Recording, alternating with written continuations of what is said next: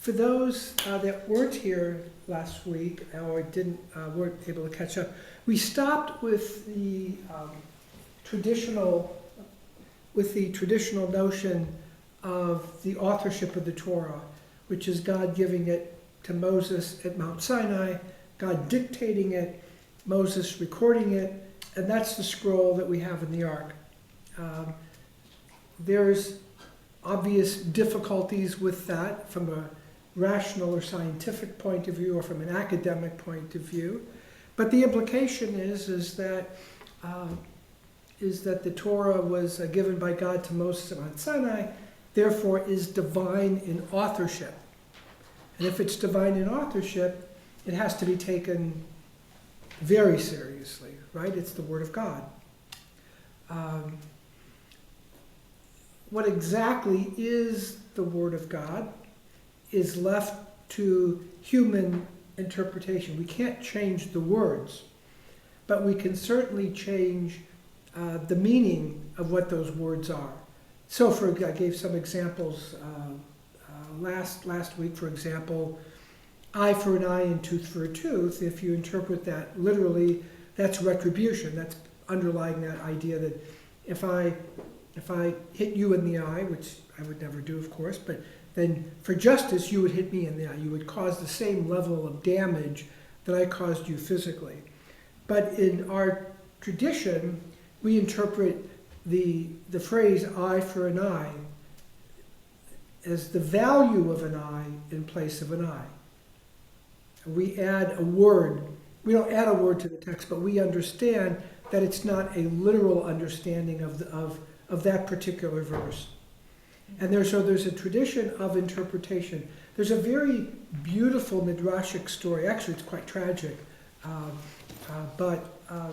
where God says the Jewish law is one way.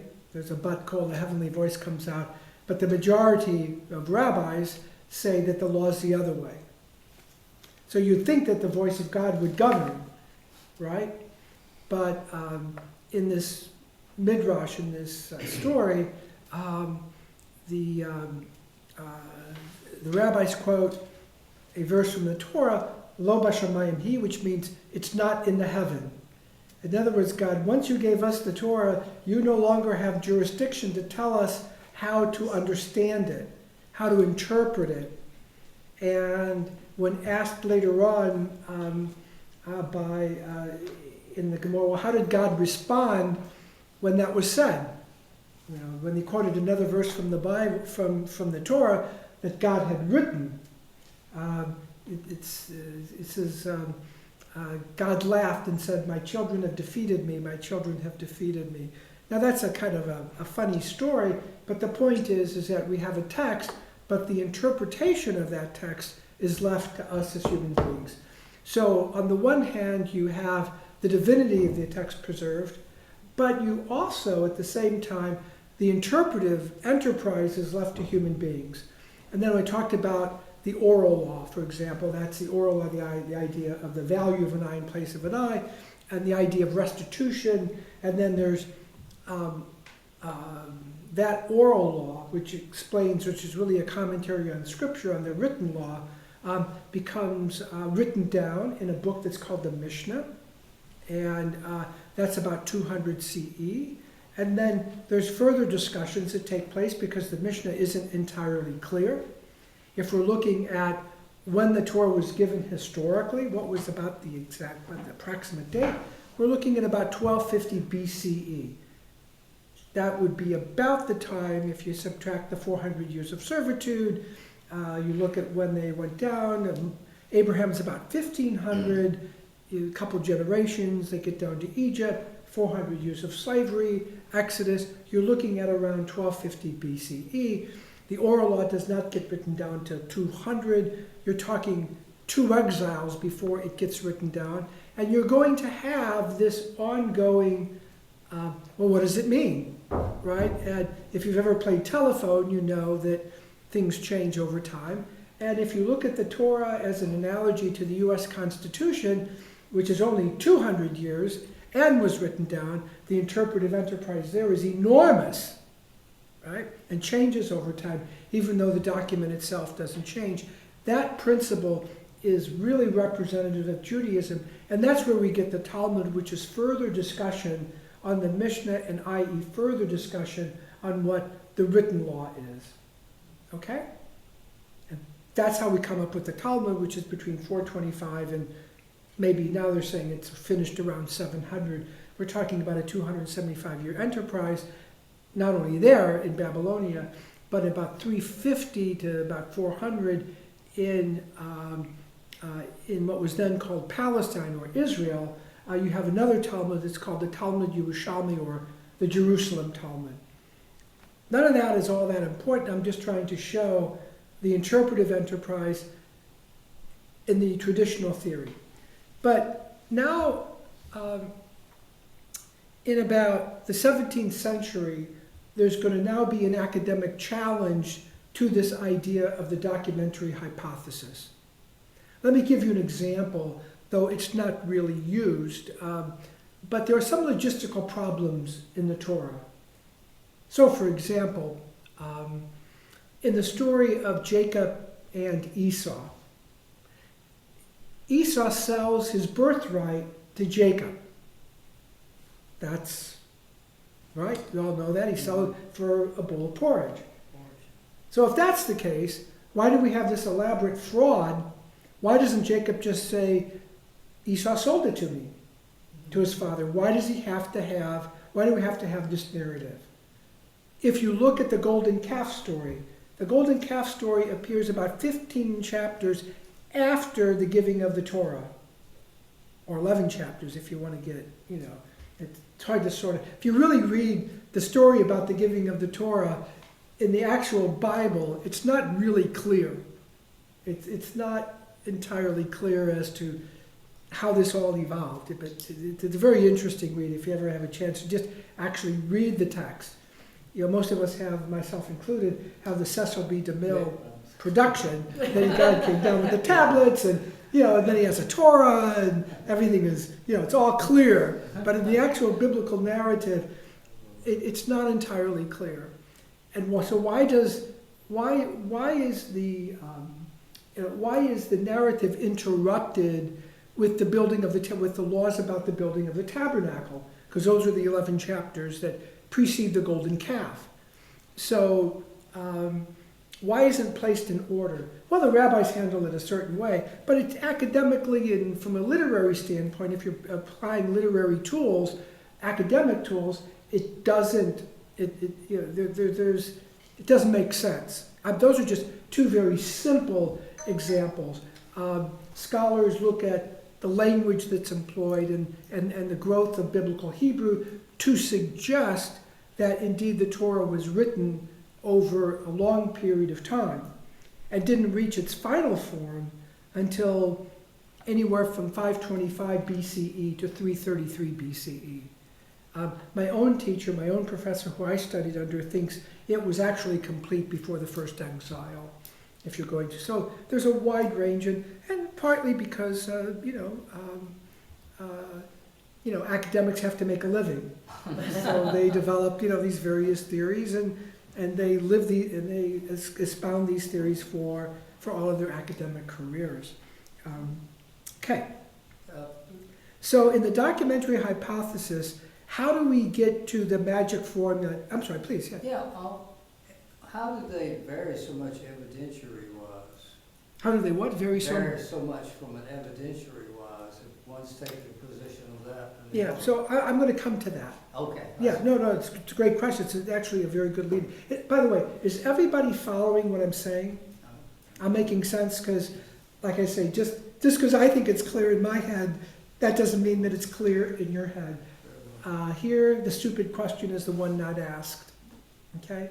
If you're not following this, or you have a question, or you have a comment, just like here, don't hesitate to raise your hand. First of all, I'm very honored that, I'm going to cheat, I'm going to count my wife. But, we have 7 people here, and it's nice, and I don't know how many people are online. I just have this screen that's kind of empty right at the moment, but it doesn't matter. I was thinking, I always kind of thought of it that Moses was on the mountain for a long time, what, 40 days, or was it more? 40 days and 40 nights. Now, that's another issue. Was it really 40 days and 40 nights, or was it shorter, or was it longer? You see this word 40 days and 40 nights throughout the Tanakh, throughout the Bible, throughout the Jewish Bible, which, as we know, ends with Chronicles 2. Yeah. That's where the New Testament picks up. So I thought, in my mind, But that could He be a wrote- longer, it could be a euphemism for a very long time. Yeah. God gave him the 10 Commandments during that time.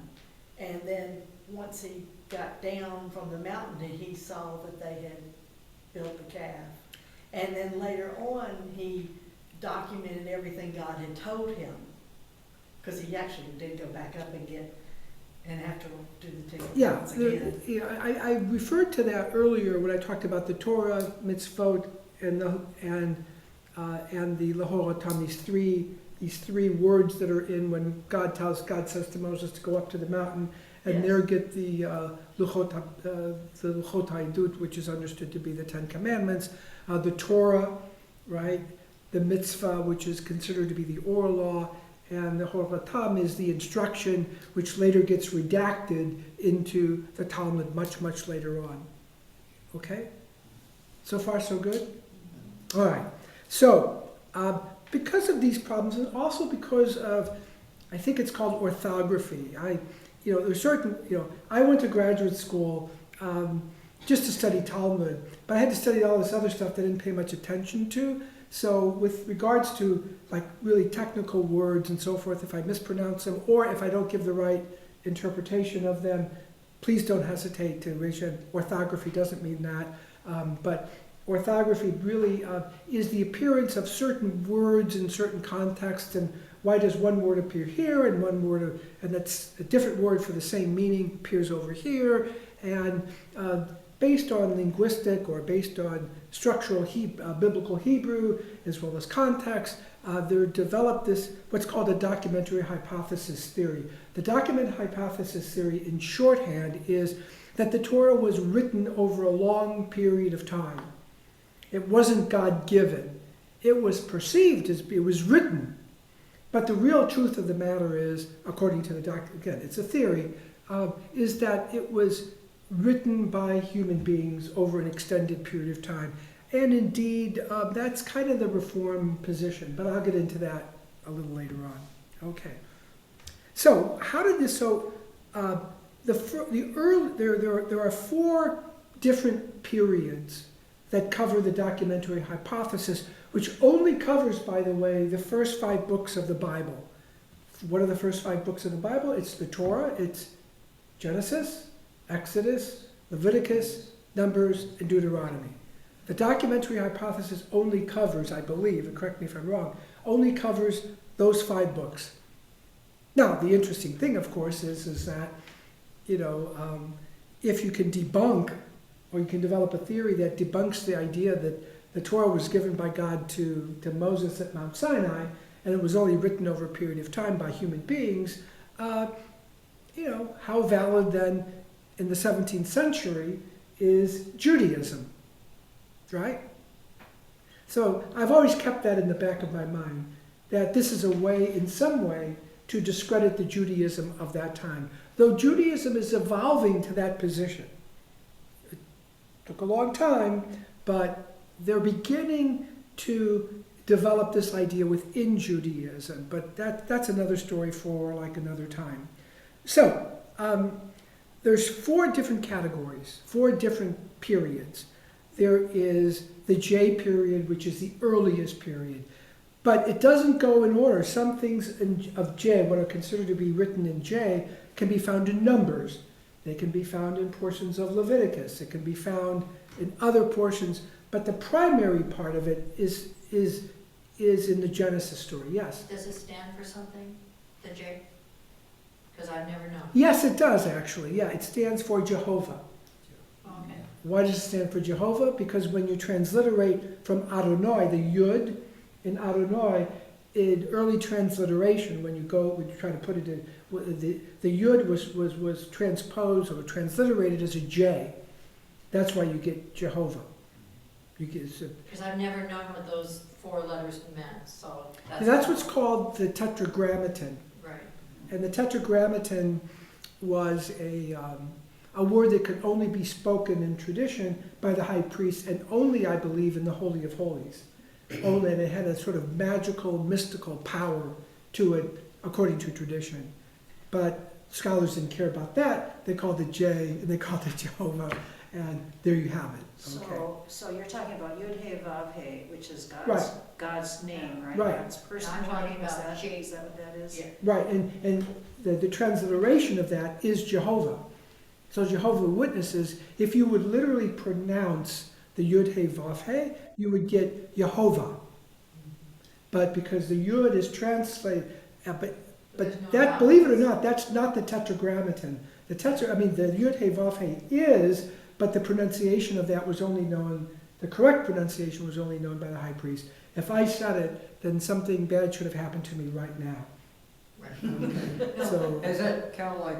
and I would have to intend, even if I guessed it correctly, I would have to intend to do it in a not so nice way. Would it have to be pronounced before the ark only? Yeah, probably the Ark of the Covenant, and then once the temple was built, the Holy of Holies. Yes. And only the high priest could say it. Yes. And aren't there different ways that it could have been pronounced, since there are no vowels in Hebrew? Yeah, that's a good question, yeah.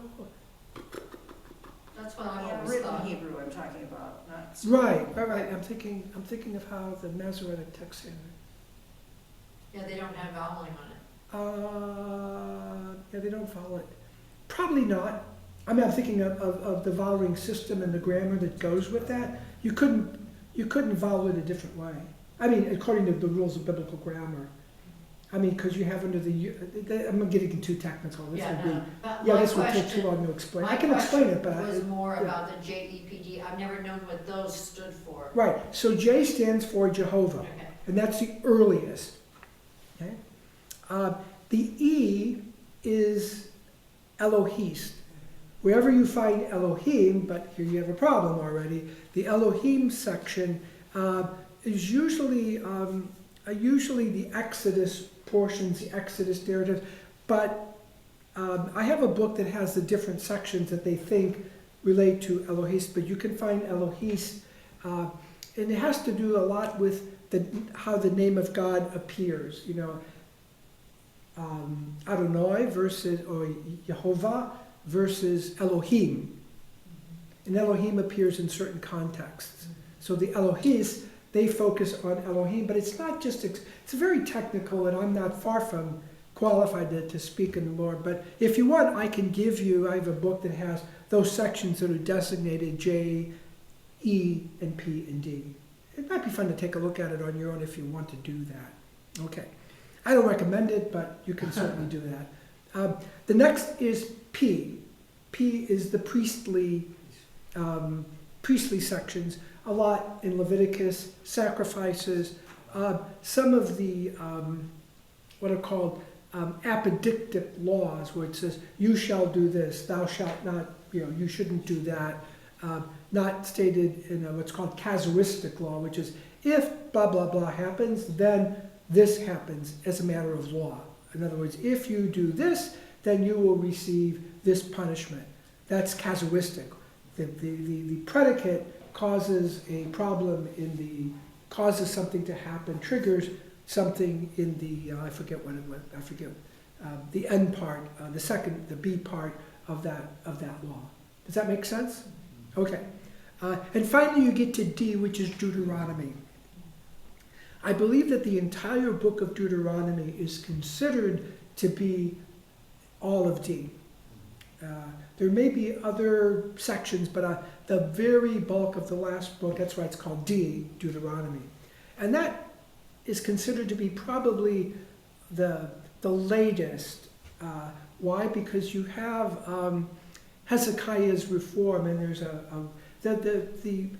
the prophetic sections of the Bible are considered to be more historically authentic than the Torah-itic sections. Why? Because you have some corroborating evidence of that period in which these prophets lived. They don't dispute Some people dispute that did Moses really live, or was Moses a character that was just invented?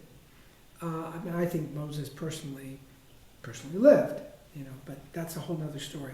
But there's very little dispute among scholars that the prophets like Isaiah, Jeremiah, Ezekiel, that these were actual people who lived. There's not a lot of debate about their existence and about when they lived either. Okay? All right. So the earliest period is J, and that's perhaps the 10th or 9th century. You're talking about Solomon. Okay? Solomon during the... and then E was written shortly thereafter, or the beginning outlines were beginning in maybe the 8th century. J is a deeper religious experience of God, and Elohim is more peoplehood-oriented, nationalistic. But you see, that falls apart, in the first part of the creation story, right? It's Bereshit bara Elohim et hashamayim v'yat. The word Elohim is used, not Adonai. Adonai appears later. Adonai is more God, religious experience oriented. God says to Avram, Lech lecha, go for yourself to a land that I will show you. It's a deeper religious, interpersonal kind of experience. God speaks to Moses in many instances in the words Adonai. Okay. In the 19th century, we have P, identified as Leviticus, and becomes more strict in terms of religious behavior. And the key person is Julius Wellhausen, who in about 1890 incorporates these three elements and then adds the D element. The JEPD is relatively fixed now. There is a Professor Weisberg who theorizes that D was compiled around the period of Hezekiah, who instituted a lot of reforms. Here's another problem. Okay, how do we know? Why do we think that D was written during the Hezekiah period? Well, Samuel, how many of you know about Samuel the prophet, or at least have heard of Samuel the prophet?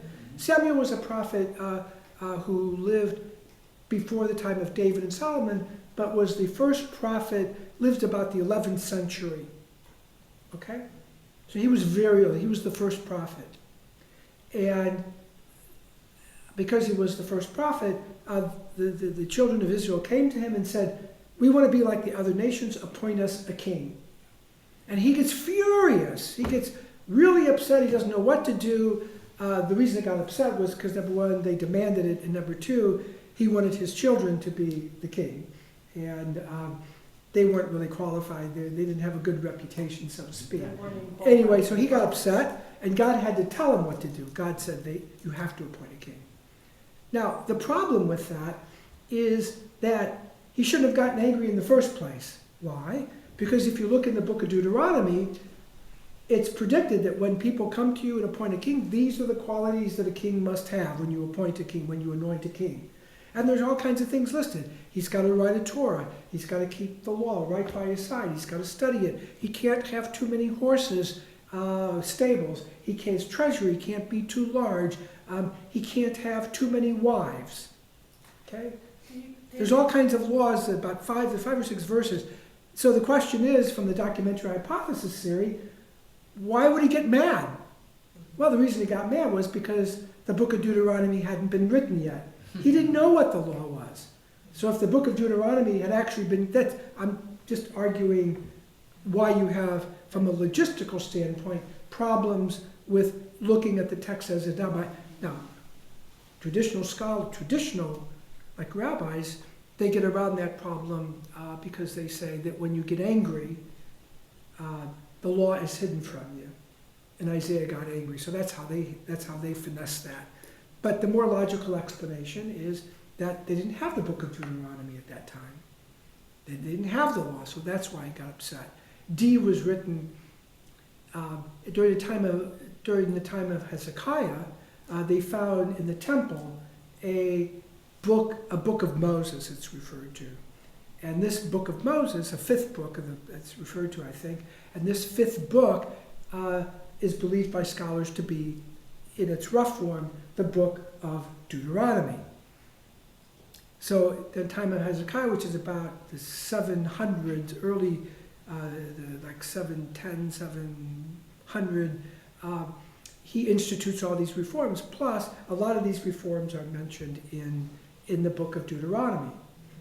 In addition, so the question is, well, why is it written in the name of Moses and in the name of God? Why didn't the person who wrote it just write it in his own name? There's a principle called pseudepigrapha in scholarship. It's a big name, has nothing to do with trafe. It instead has to do with that you write in the name of somebody else because that book is going to sell. You know, you can argue, you can then present it as an authentic work of Moses writing in the name of God. By the way, you got some very important sections in Deuteronomy. You got the Shema, Hear, O Israel, the Lord our God, the Lord is one. You have, and you shall love the Lord your God with all your heart and with all your soul and with all your might. Wonderful passages that are used in, you know, that are found in our Siddur, or our prayer book. Could those things, those laws been passed down orally and then they were Yeah, written down? well, you have that phenomena with So they regards to the knew oral. So Yeah. about This- some of them. Probably, in the documentary hypothesis theory, you have these oral traditions, much like, Because that was given to Aaron to pray over. well, again, that was, And that was you know, that would be all the for his traditional time. theory. That would be the traditional theory, right. But in the documentary hypothesis, you have these oral traditions that are narratives that are being passed on generation to generation, and as the Israelites become a nation, instead of just a collection of tribes, these traditions are being woven into a document over hundreds of years of time, and eventually reach its final form in about 525 BCE, where Ezra, when they come back to Israel from the exile, from the first exile. Do you all know about the first exile? I'm seeing some heads nodding and some heads not nodding. So let me explain about the exile, okay? Because this is Judaism for Jews, for non-Jews and Jews alike, and for many Jews, they don't even know about this, okay? So the Jews come into Israel roughly around 1100, 1200. They enter the land, they conquer the land, they settle the land. David becomes becomes the second king, and then Solomon. Okay? And then Solomon has two children. And Solomon didn't leave a good will, and what happened was that there was a fight. And eventually Israel became two parts, the northern kingdom and the southern kingdom. And in about 722, the Assyrians came down to the northern kingdom, and the northern kingdom is described as worshiping other idols and not obeying the covenant. That's how they're depicted. The Assyrians come in and they conquer, and there's some dispute on this, and they exile. They had a policy, according to some scholars, of exiling the people who live there. And that's how we get the 10 lost tribes. Okay, they're gone, they're vanished. Now, scholarship has changed over the time since I've come. Some people don't think it was as harsh as it's depicted by previous scholars. That's a whole other subject. So then we have the southern kingdom, which is where Jerusalem is, and you know that area.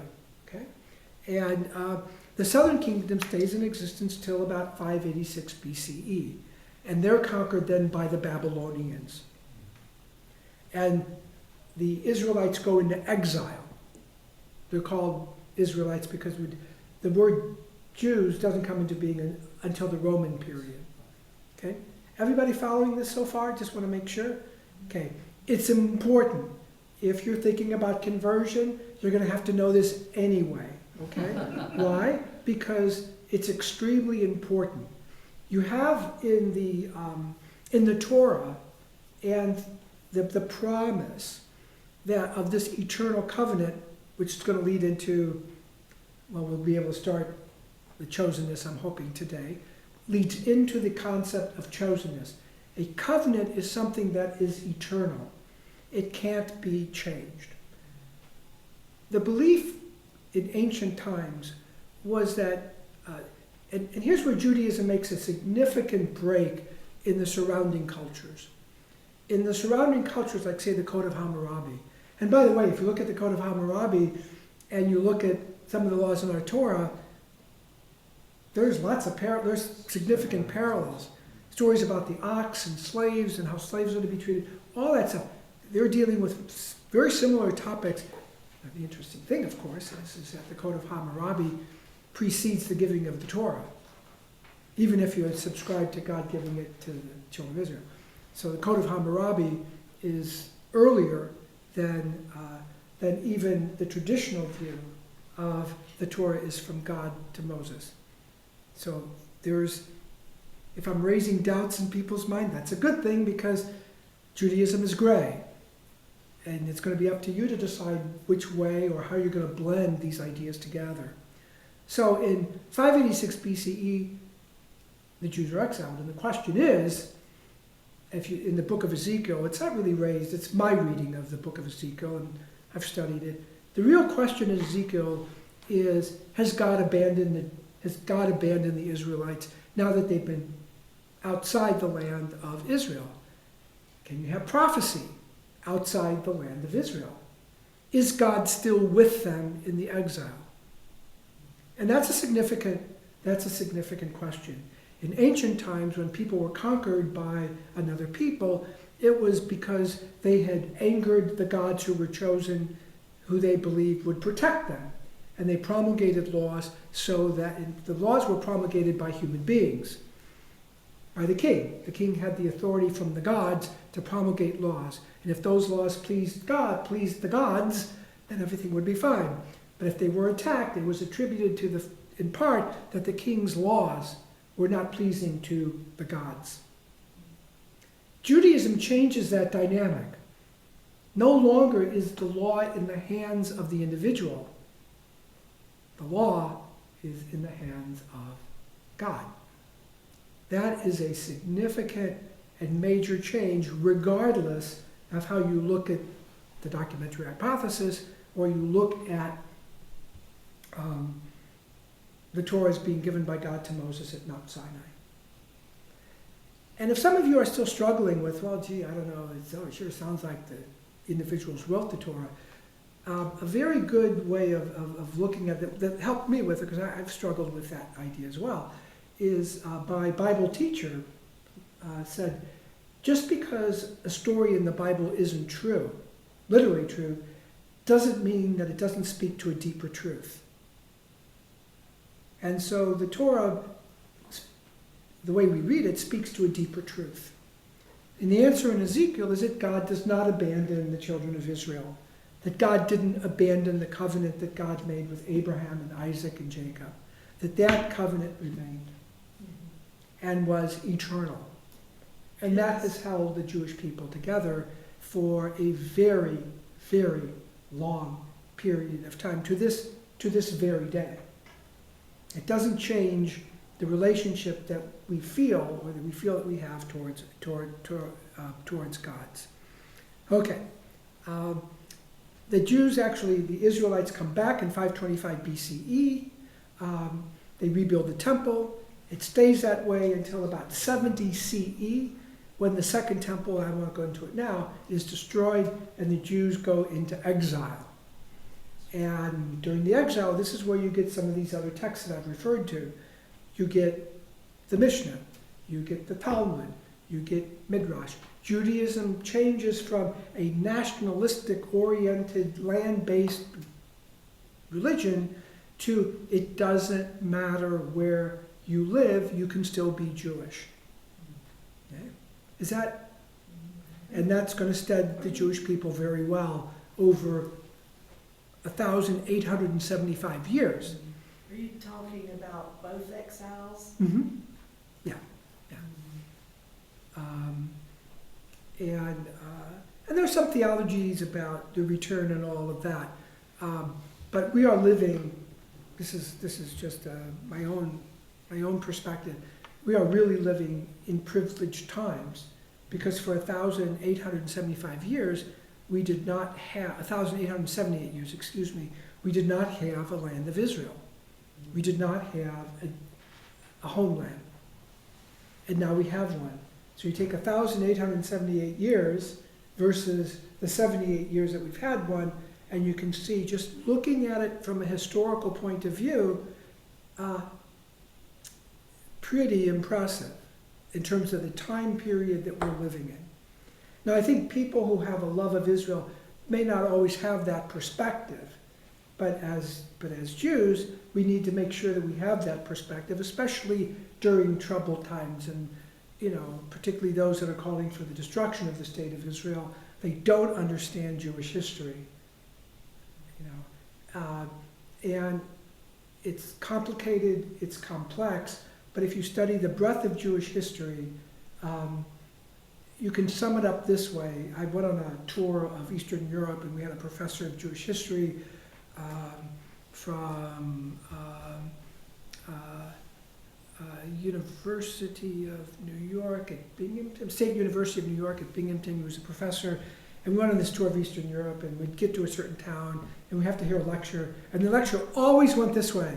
Jews came here, they settled, they did X, Y, and Z, and life was good. And then he had a catchphrase, and we always said this. And then things got bad for the Jews.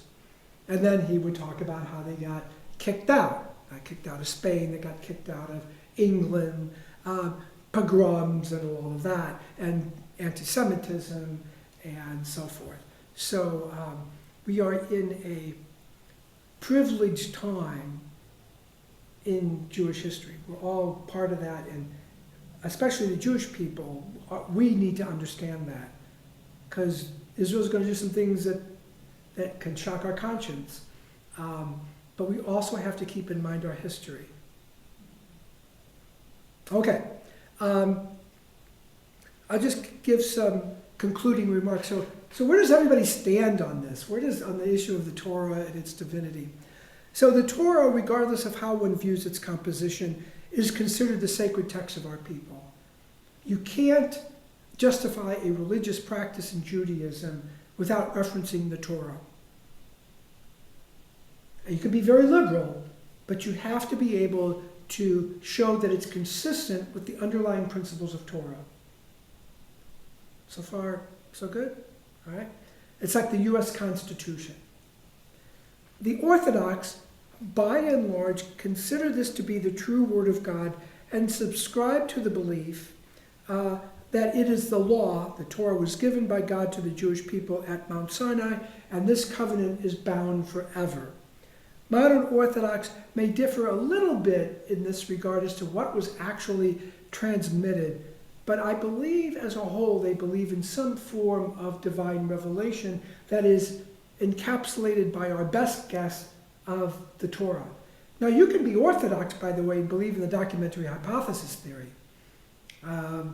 You just have to believe that that you have to keep the Sabbath a certain way, and this is the best way to do it, and the 39 divisions of labor have to be avoided, and all of that.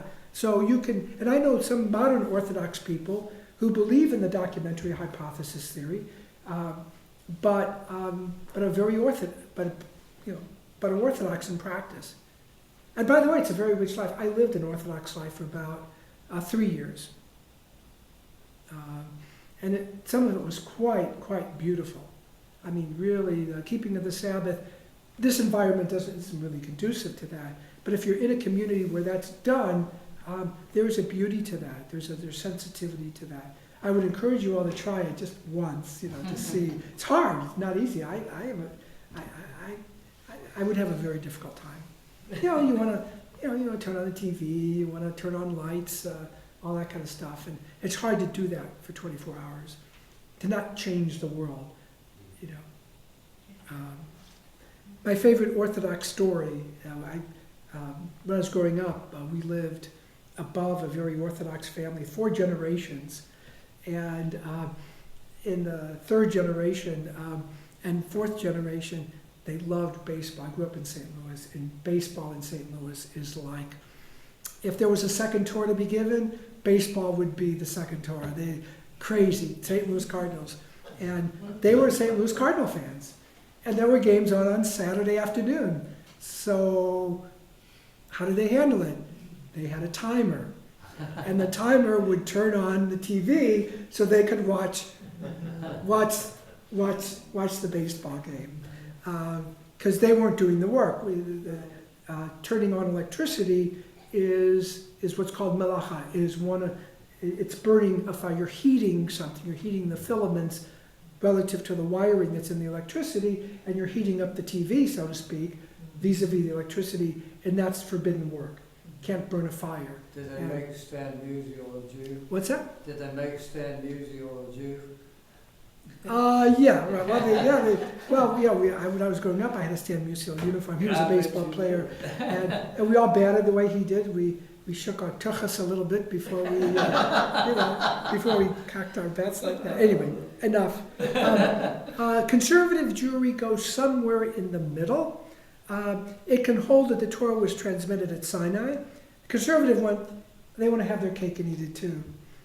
And by the way, if you want to know what conservative Jewry would look like in 15 years, all you got to do is look and see what the Reform practices now, and in 15 years the conservative Jewry will be that way. It is halachic. I'm making a little joke, and recognizes that the Talmud and codes were written within a historical context. That so long as their reasoning is based on some Talmudic principle, they can change the holdings of previous generation of rabbis that have been held for generations, okay, and can even violate the Shabbat in limited circumstances. Let me give you an example, okay? So it's forbidden to ride in a car on Shabbat if you're Orthodox. Why? Because you're burning gasoline, right? Can't do that. You'd have the same problem with electric vehicles, And could you ride a bicycle on Shabbat? If the bicycle was left outside before the beginning of Shabbat, theoretically you probably could, but it's not in the spirit of Shabbat. Better to walk. Okay. So in the 1950s, conservative Jews did not ride to the synagogue, but they had a problem. And the problem began when Jews began moving out of closed neighborhoods and began to move in Chicago. They moved north, and then some people didn't live so close to the synagogue. They bought nice homes. They bought homes that walking to the synagogue was maybe 5-6 miles away. And all of a sudden, the attendance in conservative synagogues began to go down. And so, to deal with that problem, they made what's called a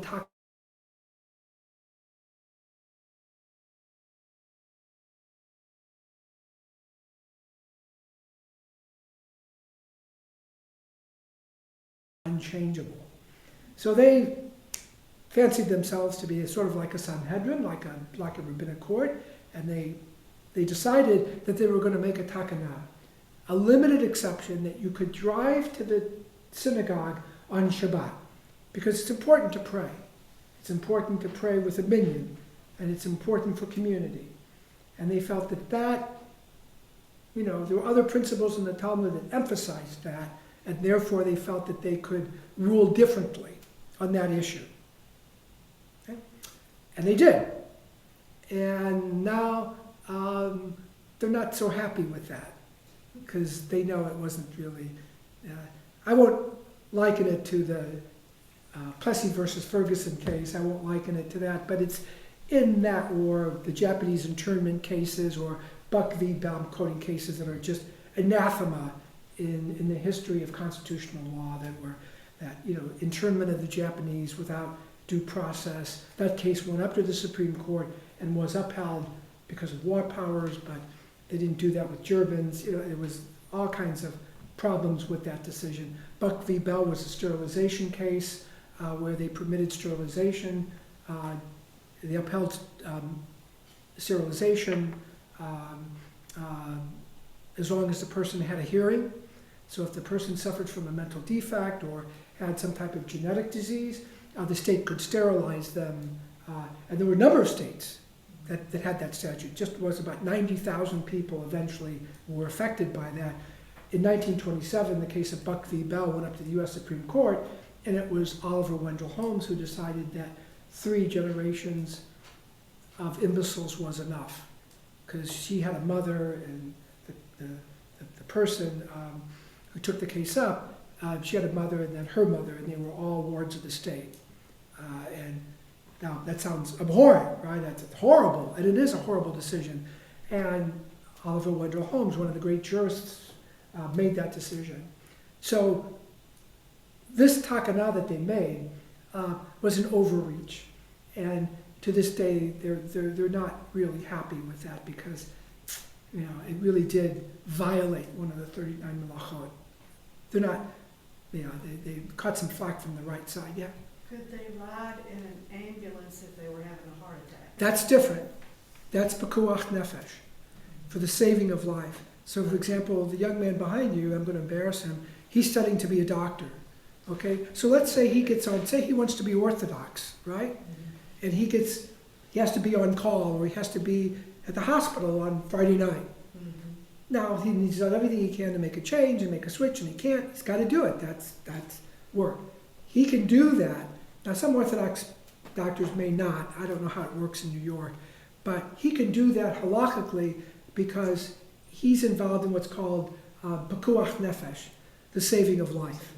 Even safek pekuach nefesh, even if it's a doubtful case of saving life, okay, he can still violate the Shabbat. You can violate the Shabbat. If someone is laying on the ground and they need an ambulance and say, you keep the Sabbath, you can pick up the phone and call 911 without ever worrying. Why?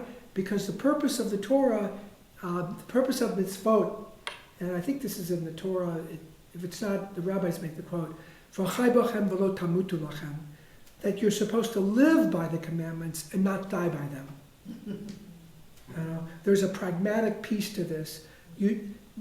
Never is anything in Judaism so absolute that common sense doesn't apply.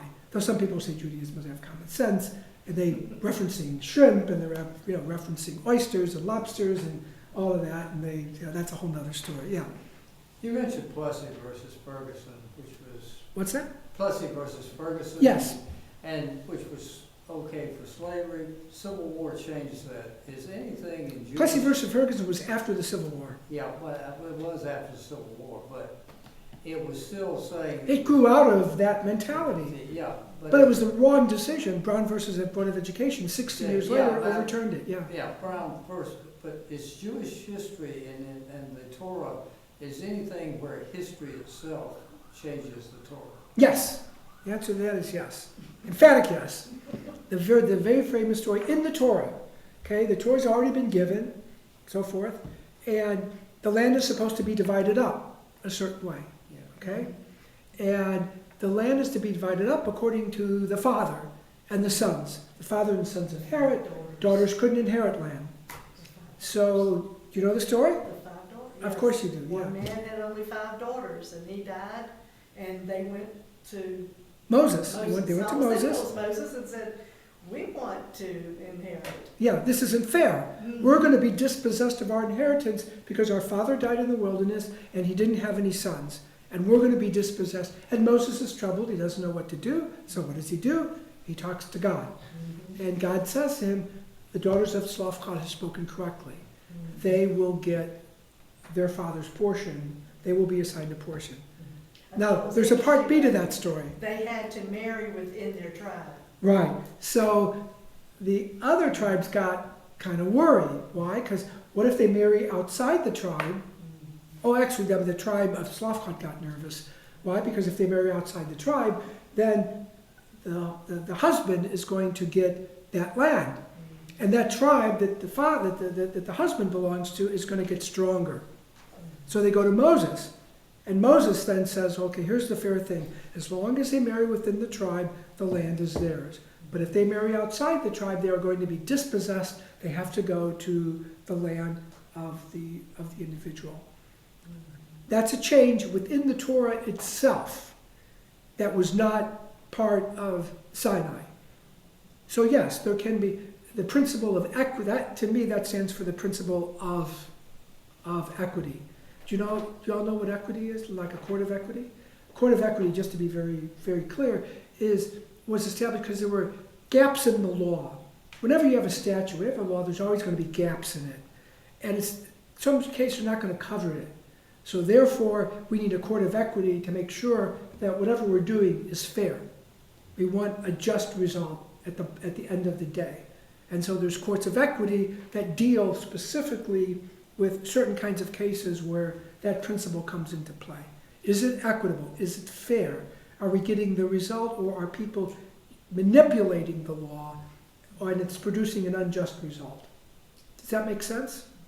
Okay, so that principle is part of Jewish law. And in fact, the redaction, the oral law wasn't supposed to be written down. This oral law I keep referring to, that wasn't supposed to be written down. That was just taught generation after generation by the notes of prophets. Prophets were also rabbis according to Maimonides, and they taught in each generation. So, and there was a principle that you weren't supposed to write it down because it was given orally, so it has to stay in that form. Okay? In 200, Rabbi Yehuda Hanassi writes it down. And when asked why, okay, he said, or it's quoted in the Talmud, sometimes you have to violate the law to uphold the law, because the law would have been lost. The practice of Judaism could have been lost because the children of Israel by 200 are being exiled. Plus, you have the rise of Christianity. There's a lot of outside forces that are making it very difficult to teach and practice Judaism. Conservative Judaism is kind of in the middle. And I'm just going to read you the Reform over about 114 years have issued what they call platforms. Unlike the other movements, the last conservative statement of principles, like what do we stand for? Where do we stand for about Torah? What do we stand for? This or that? Their last one was a little while back. The first statement of principles was in 1885, called the Pittsburgh Platform. In 1937, there was the Columbia Platform. 1967, I think there was the San Francisco Platform. And then in 1999, there was another platform called the Pittsburgh Platform. So I'm just going to read you their platform about Torah. What do they say about the Torah? Okay. We affirm that Torah is the foundation of Jewish life. We cherish the truths revealed in Torah, God's ongoing revelation to our people, and the record of our people's ongoing relationship with God. We affirm that Torah is a manifestation of Ahavat Olam, God's eternal love for the Jewish people and for all humanity. Very vague about the documentary hypothesis theory. I want to read you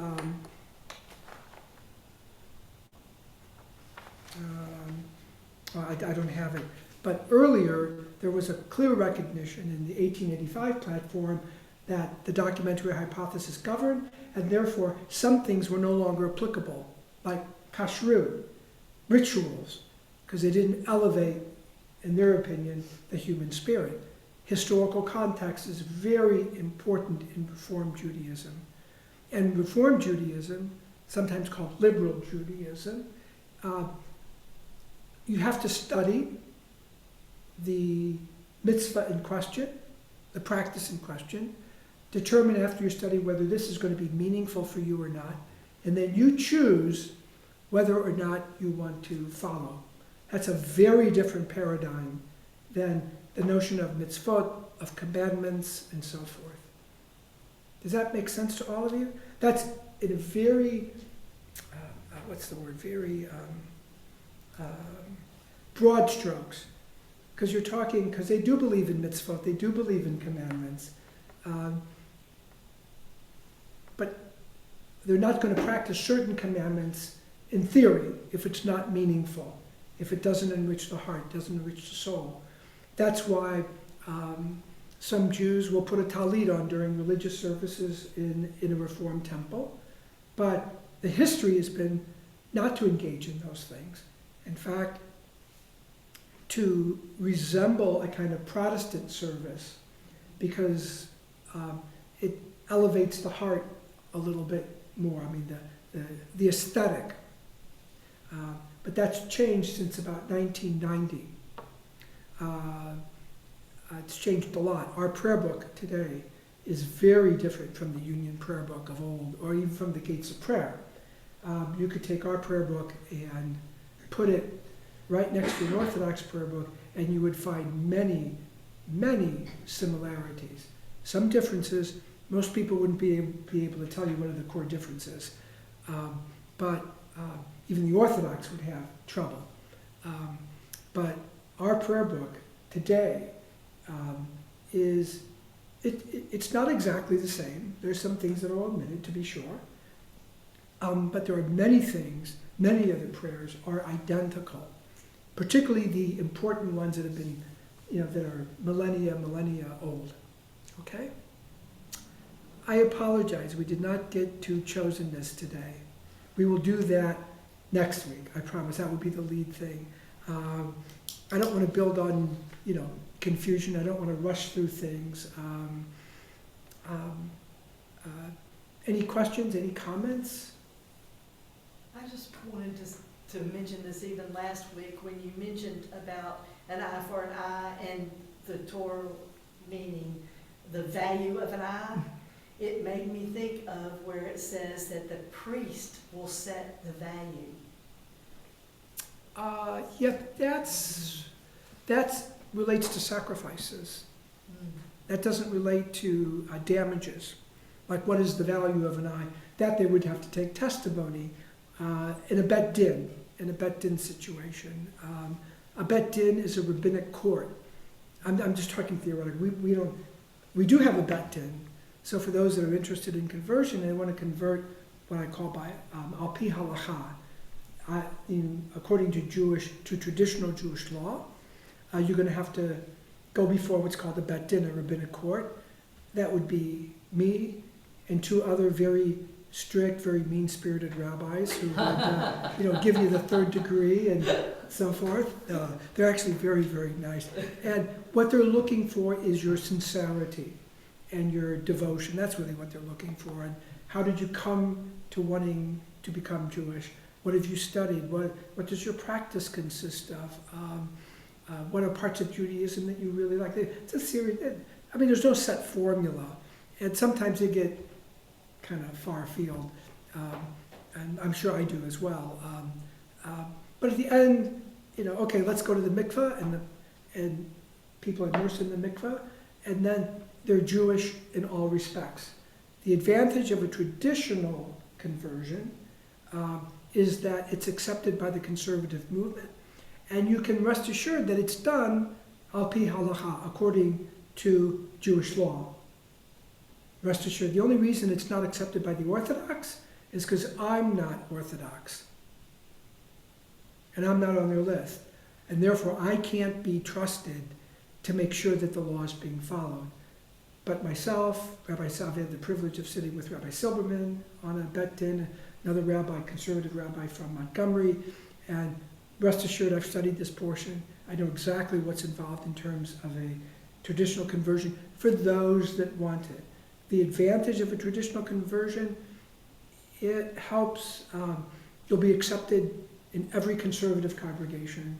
You can walk into any congregation and, and say you're Jewish. Now, in the Orthodox, it's a little bit different, but there's a procedure here. There's a ceremony here where you don't have to go through that. You make an affirmation. It's very meaningful, very moving. I've had people do it that way. Take a Torah out. There's a ceremony, a ritual. There's an affirmation, a kind of oath that one has to take. Again, after a period of study and the experience of Judaism. Any questions? All right. Thank you so much for coming, really. And I will tell you, this is a good exercise for me at my late age to be able to sort of summarize and put in my own, I mean, this is all research, it's all accurate, but put in my own words, my own sort of approach, philosophy, whatever you want to call it, to those things that I think are important for someone else to know, non-Jew and Jew alike, about what I think are the essential elements of Judaism. You're taking me back. There's about 10,000 books on that subject, so, You're taking me back to common law, What's that?